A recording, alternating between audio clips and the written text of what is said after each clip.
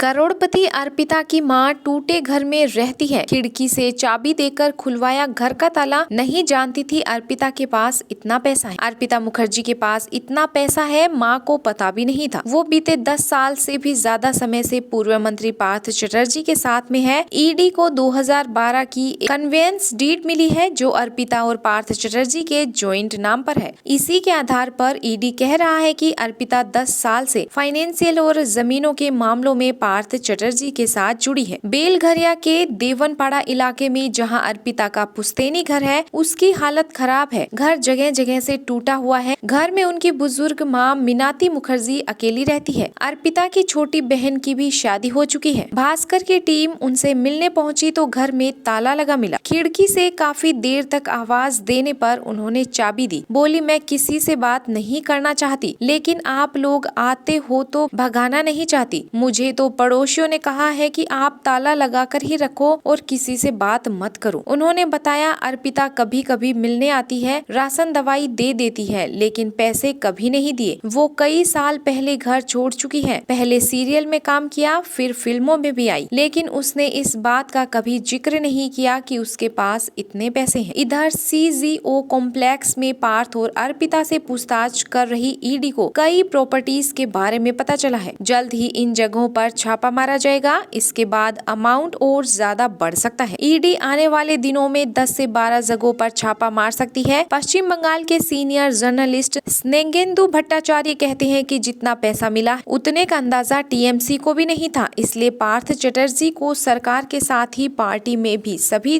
पदों से हटा दिया गया है। बंगाल में इंटेलिजेंस और पुलिस का फोकस अपोजिशन पर है। सत्ता पक्ष के नेताओं पर कोई ज्यादा वॉच नहीं रखता। इसलिए ऐसा लगता है कि यह मामला अभिषेक या ममता बनर्जी की नजर में नहीं आया। यदि उनके नॉलेज में होता तो पार्थ के खिलाफ इतना सख्त रुख शायद नहीं अपनाया जाता। वहीं सीनियर जर्नलिस्ट प्रभाकरण मणि तिवारी कहते हैं कि अभिषेक बनर्जी पार्थ चटर्जी को पसंद नहीं करते। 2016 में भी उन्होंने पार्थ को मंत्रिमंडल में शामिल करने का विरोध किया था। 2021 में शपथ ग्रहण में शामिल नहीं हुए थे। पार्थ चटर्जी का टीएमसी में नंबर 3 का कद था। ममता और अभिषेक के बाद वे सबसे पावरफुल लीडर थे, लेकिन इस मामले में उन्हें पूरी तरह पावर से बाहर कर दिया गया है। वे शुरू से ममता बनर्जी के लिए रॉयल रहे, जबकि अभिषेक टीएमसी में अपने रॉयल नेताओं को आगे बढ़ाना चाहते हैं। वहीं जिन कुणाल घोष की टीएमसी में पार्थ ने ही वापसी करवाई थी, वहीं अब उनके खिलाफ बोल रहे हैं। कुणाल का कहना है कि यदि पार्थ सही है तो ये बात अदालत में साबित करे।